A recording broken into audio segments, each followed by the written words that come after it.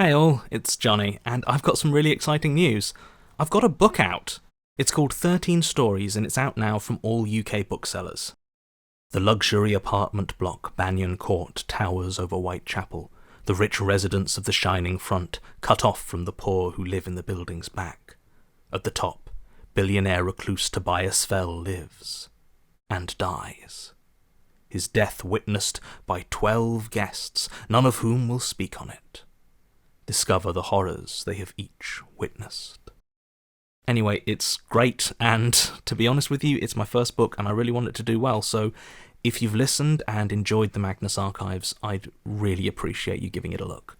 There's also a really cool audio version with a full cast, with me playing Tobias, so if you'd like to hear me die horribly, check that out. That's 13 Stories. Storeys, tower block. Anyway, thanks for your time, and enjoy the episode. Hi everyone, Alex here with a short message ahead of today's episode. This marks the end of Act 2 of this 5th and final season of the Magnus Archives. This means that we will now be taking another 6-week hiatus after this episode, during which we will be releasing alternate special content on our normal weekly schedule. The story will continue in its final act, which releases to the public on Thursday 14th of January 2021. We once again thank you for your patience and understanding as we take the time we need to ensure everyone working on this show stays happy and healthy. Thank you, and enjoy the episode.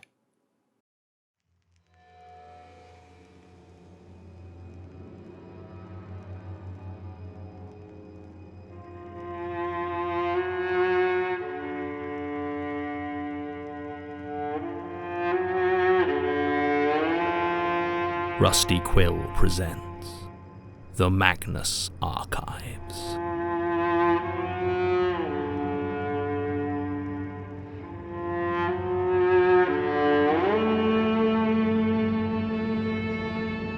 Episode 189. Peers.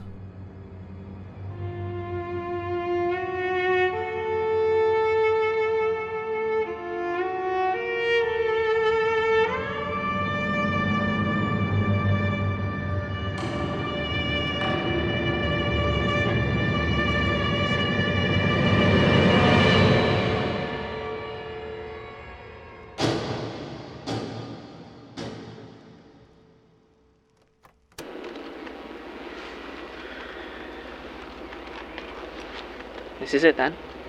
This is what? Don't play dumb. It's the final battle, right?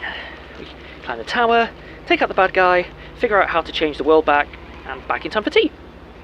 Right? Certainly got the audience for it. Yeah. They did roll out the red carpet, didn't they? Must be nice getting the star treatment. I'd hardly call flooding Oxford Street with blood the star treatment. Oh no. What would you call it? A very lazy metaphor. Wow, you're really determined not to engage, aren't you? I'm just nervous. Jonah Magnus is waiting at the top of this tower, and he obviously knows we're coming. I mean, yeah, okay, but... Not only that, every eye in an entire city made of nothing but eyes is staring at me while I try to prepare. What? Seriously? Stage fright. The great Archivist, master of all he surveys, can't handle a bit of public attention? Well, clearly not. I'm more comfortable actually doing the looking. Oh, I'm so sorry, John. I didn't realise. God forbid you get uncomfortable. I guess I'll just tell everyone it's off then, shall I? We'll just go. You don't need to be sarcastic, okay? You're right, I'm sorry. If it's any consolation, I'm scared too. That's what concerns me. I don't follow. What if our fear is feeding him, making him stronger? But you're with the I2 though, right? So maybe it's making you stronger as well? John? No, you're right. Of course, you're right. I can't believe I didn't consider it before. John, use your words. No, me versus Elias, Jonah, we both draw power from the eye. Well, yeah, obviously. No, but if we face off, try to destroy each other, it's not like it's going to be an actual fight. Hey, don't talk like that, okay? We can take him! No, Martin, listen, what I'm saying is that whichever way you cut it, ultimately it just comes down to who the eye chooses. So what, it's just an eldritch popularity contest? Yes. Except one of the contestants is also planning to try and murder the judge. Maybe it hasn't realised? Martin, I don't see any way I can win this. Not now, not like this. No, hang on. Okay, let's think about this a moment. You're making a load of assumptions here. You can't see inside, remember? We have no idea what's happening up there. You're right, meaning we have no idea what he's got planned for us. Yeah, but that was always going to be the case, wasn't it? Wait, where are you going? We shouldn't have come. Oh, yeah, sure. We should just go with one of all those other options that we have hidden up our sleeves, yeah? Martin... No, don't Martin me, okay? We're here because it's this or nothing, right? Right. And we can't do nothing, right? Right. Great. So lead on. John? Oh. Where's the door, John? How do we get inside this monstrosity? You don't know? I'm not sure. Something's probably blocking you. Maybe. Maybe the eye doesn't actually want me in there, or it's something Jonah Magnus put in place, or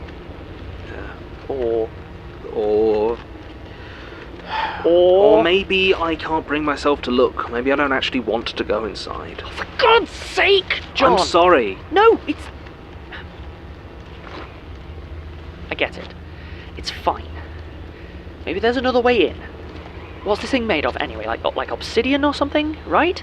One-way mirrored glass. Of course it is. Well, if it's just glass, then it won't be hard to break, right? We can just grab something heavy, like one of these cameras, and then all I need... I warned you. Brilliant! Just brilliant! Damn it! Martin? What? Look, just give me... Let me try to focus, tune out all these watchers. I've got a statement to make anyway. Already? Yes, there's a lot here, Martin, a lot. Fine. I'll do a lap of the base, see if I can find any way in through any of the bits that used to be the Institute. Just be careful, okay? Yeah, alright. Don't worry about me. Besides, if anything happens, at least there's plenty of witnesses.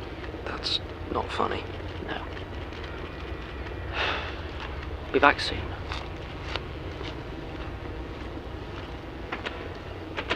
Right. Here's your bloody performance.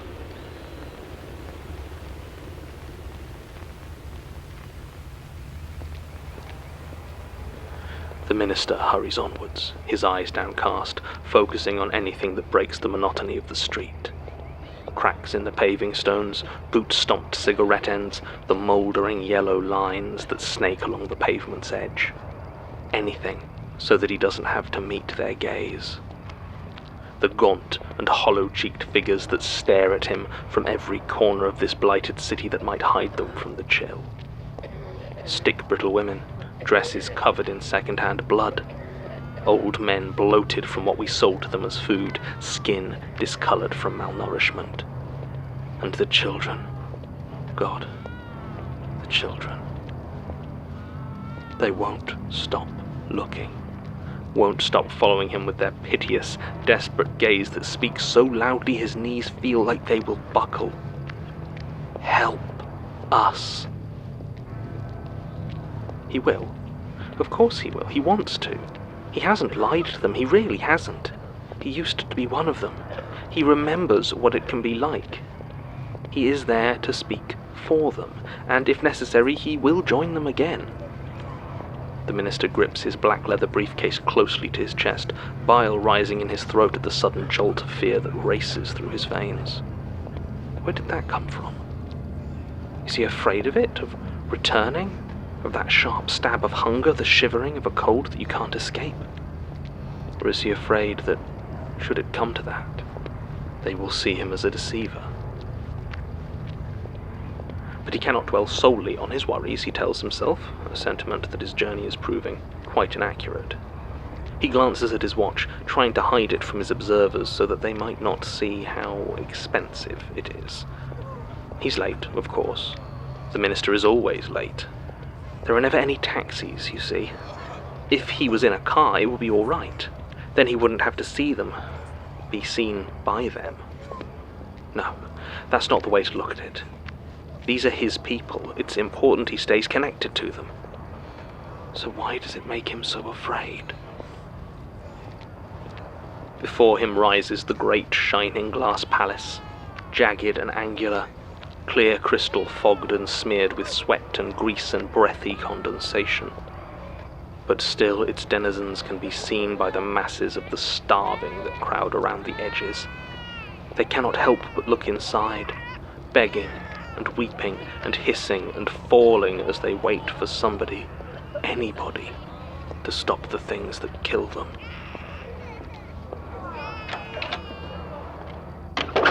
The minister uses the back entrance.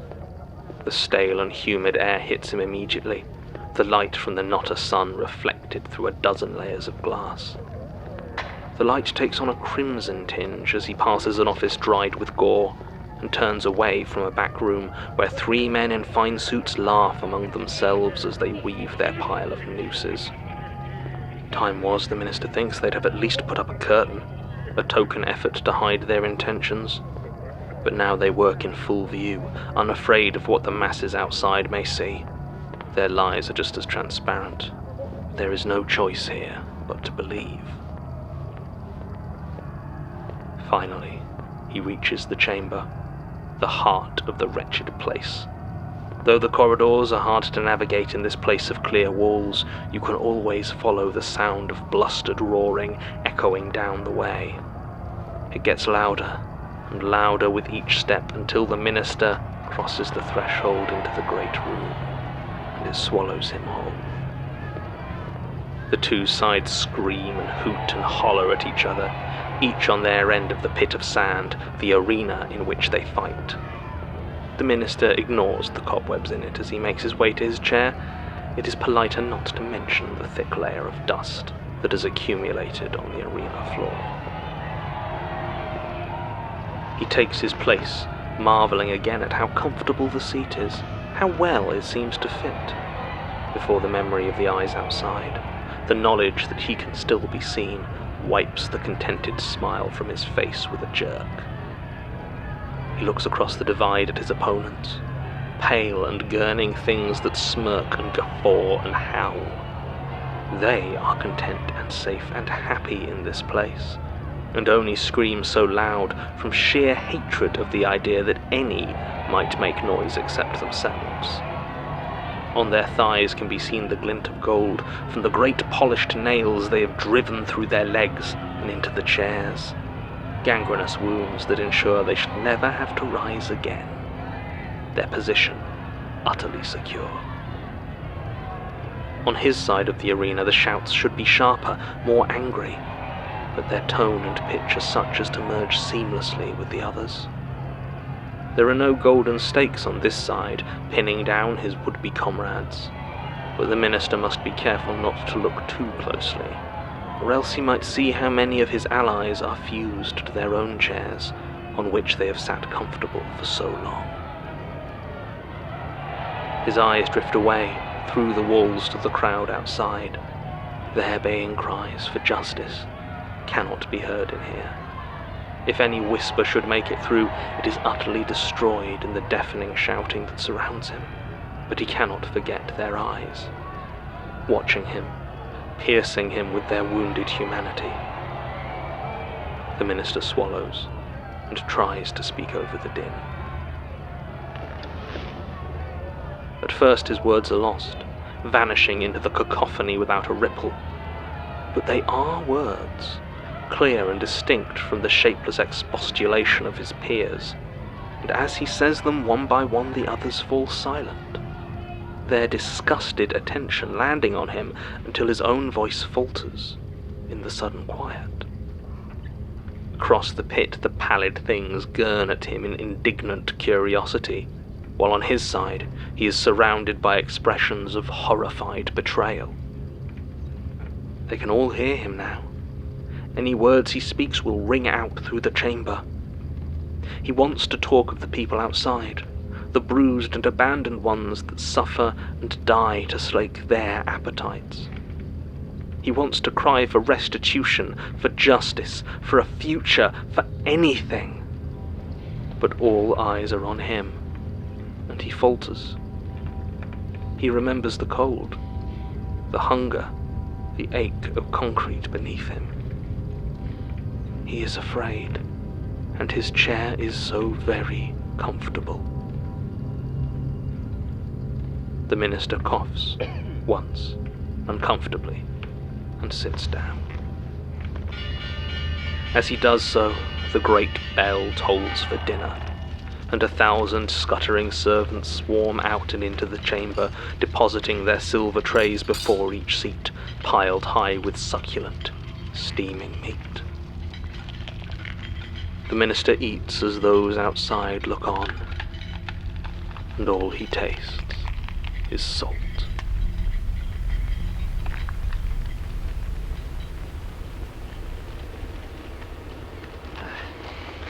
All good? Yes, just left a little bit of a bad taste in my mouth. Oh, great. Fantastic. Martin? What? Something's up. No, nothing's up. Everything's just still awful. Why are you smiling? I'm just really happy to see you. Martin? Oh, well. Looks like we aren't getting in here. Never mind. Best head off then, eh?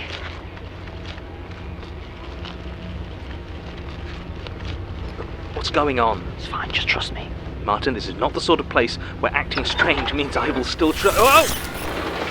Ah! Shut up! It's all right, John. Just keep quiet. Georgie? Melanie? I thought... Sorry, John. I'm not sure how much everything up there actually understood what was going on, but, I didn't want to take any chances, so it made sense to, Put on a show? Yeah, basically, more or less.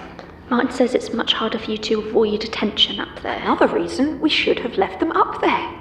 Still. Glad you're alive, and that.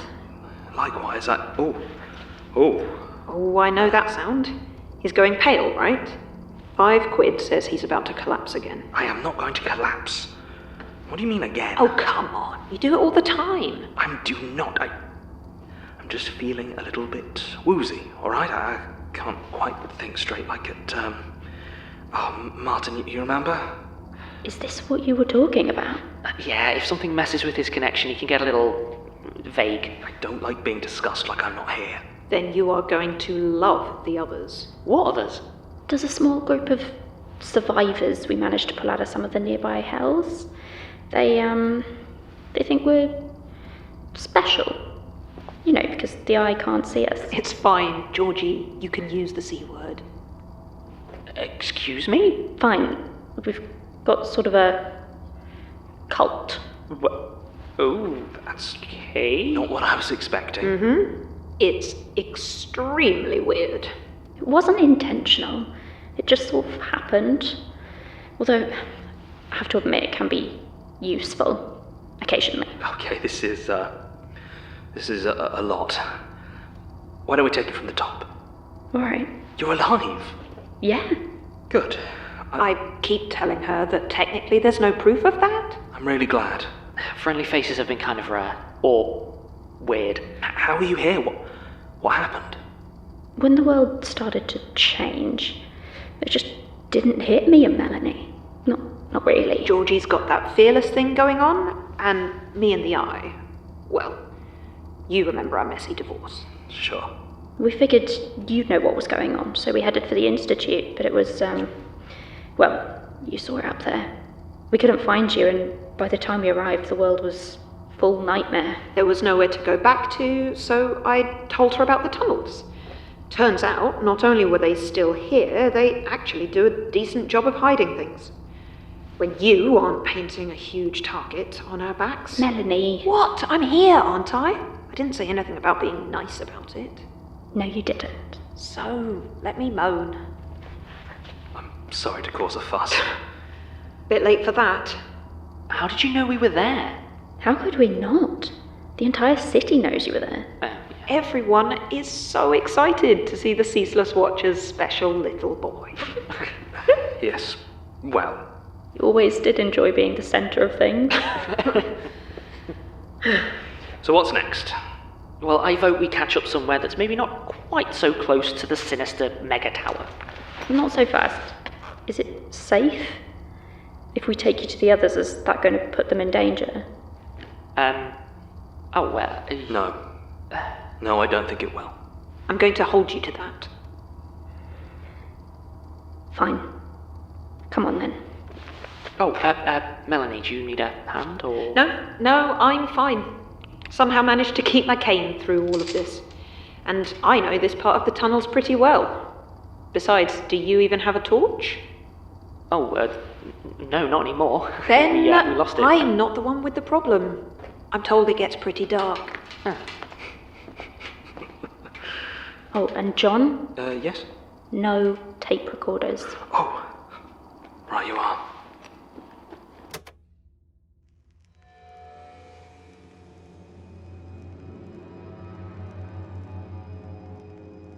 The Magnus Archives is a podcast distributed by Rusty Quill and licensed under a Creative Commons Attribution Non-Commercial Share-alike 4.0 international license.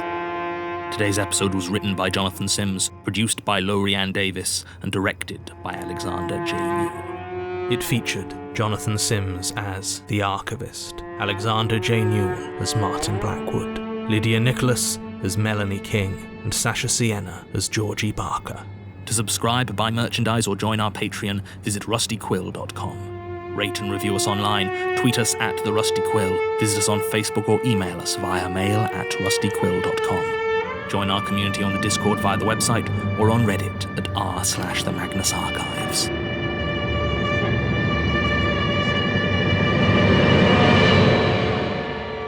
Thanks for listening.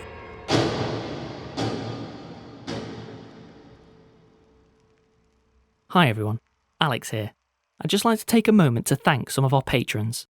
Nicole K, Michaela Poppel, Rebecca Rutherford, Myra Morning, Free Snake Poems, Linde Burgett, Erica Eagles, Max, Lucy Jansen, Ray Morello, Amanda F, The War Over Pineapple on Pizza is a Distraction from the Elder Gods, Timon Tomato, Arawara N, Morgan, Nadeem Cassander, Fiona Cartwright, Meg Petz, Local Dog Mom, Alana Haber, Emily Peterson, Sam Blackman, Blue Hatted, Sam Toby, Mandor Handhook Cardor, Lindsay Johnson, Marg McGuinness, Arthur Stjern, Sam Vest, Jesse Pitts, Emily Apples, Maria Lund, Timcon Bart, Shell Stowell, From Glorious Jupiter, Indiana Elapayo, Cerulean Cheesecake, Eli Davis, Sophie Sloan, Laura, Aidan Parziani, Angela Spatz, Simon Panikpakdi Jones, Ian Doherty, Amy Wayne, Braxton, Feather, Kira S,